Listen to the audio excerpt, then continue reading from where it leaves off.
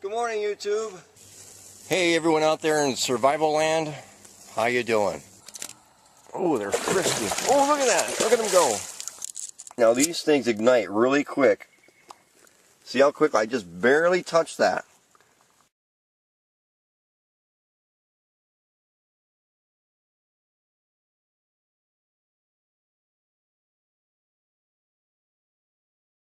We're actually drifting towards it. There it goes. It's going under?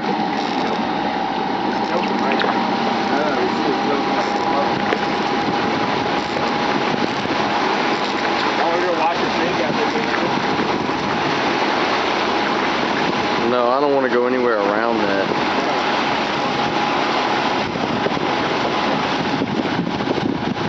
Holy shit, dude. Alright, stop.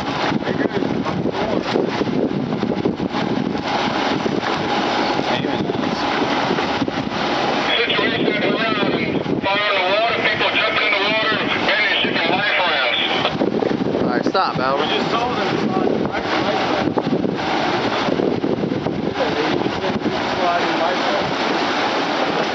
Look at the water on fire. The water's on fire, dude.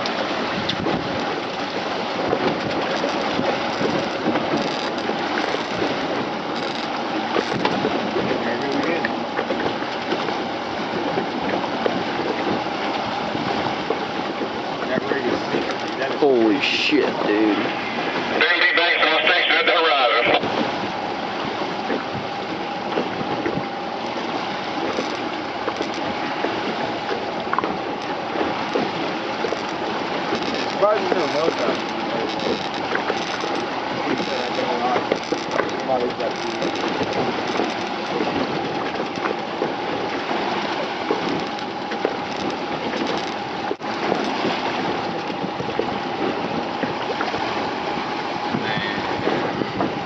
We're about 50 miles in the Gulf. Something's blowing up now.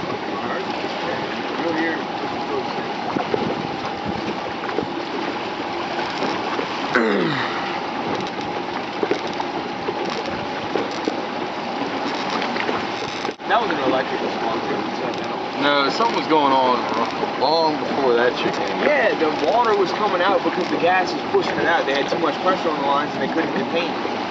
And that's what happens when that happens. They bleed it off. If they can't control it, then it catches on fire. When it catches on fire, it's going to explode. Hey, YouTube. Freedom for Kaz here. Hey, how's everyone doing out there today? Well, today marks the 1-year anniversary to the Deepwater Horizon oil rig explosion. Happened on April 20th, 2010. There were 11 people killed during the explosion itself, and many more people were killed from the oil itself in the cleanup process and the core exit, and some other diseases that were directly related to those things as well. The Deepwater Horizon blew up, and 172 million gallons of oil was pumped into the Gulf of Mexico, and to this day was a huge cover-up in the cleanup effort. There's going to be some links underneath about the cleanup effort and just how bad it really is.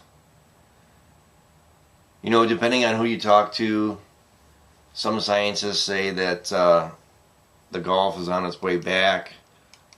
And in October of 2010, on a scale of 1 to 100, 100 being 100% healthy, back in October of 2010, some scientists were giving the Gulf of Mexico a 65 rating and even as high as a 71. I find this rather amazing because I don't even know where these scientists even came up with that idea it would even be rated that high, because a lot of us already knew what was going to happen in the next year, and the next year is here as of today. Well, currently there have been some other scientists, and like I said, the links will be below, and I really want to encourage you to read the one that says scientists judge the overall health of the Gulf of Mexico as nearly back to normal 1 year after the BP oil spill. This link here has a lot of great information in it, as long as all the other links as well. But according to this one researcher, Samantha Joy, she says everything may be fine in some places, but definitely not fine everywhere. She works on the University of Georgia as a researcher. She also found patches of Dead Sea and oil on the sea bottom in expeditions near the busted well where 11 men lost their lives as well. And she goes on to say the oil isn't gone, it's just not where we can see it. And she heard some people even giving the Gulf of Mexico a grade of 90, but her grade for the Gulf of Mexico is an amazing 30. And again, this link will be underneath. Feel free to check that out. And I gotta agree with her, because it goes on to say how BP was willing to pay the business people who had lost their businesses a whopping $5,000. Again, that link will be underneath as well. And this is just a tragedy for all the people in the South. It's a huge tragedy for all the animals in the Gulf of Mexico. And like everyone knows, this has been just a massive cover-up by our country and by our government. I shouldn't say country, because there's been a lot of countrymen who have really stood up for the Gulf of Mexico. But our government and BP just totally brushes under the rug completely. I'm just disgusted with our government and BP. And yet, what kills me more than that is people like myself who do speak out. There's only a handful of us that are speaking out. I'm just shocked by the millions and millions of people who watch television day in and day out, who are more worried about the NFL draft that's coming up, who are more worried about their baseball team, and who are more concerned about their hockey team and whether or not they're going to win the Stanley Cup. Now, granted, I am a hockey fan, and I am paying attention to the hockey playoffs, but I am definitely putting much more time into being a truther than watching hockey. This is very, very, very sad that this has had to happen.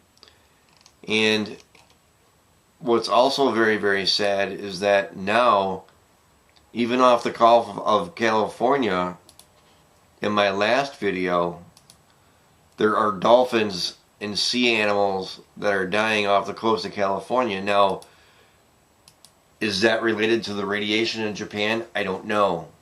You can check my latest video prior to this one and get that link there as well. Now,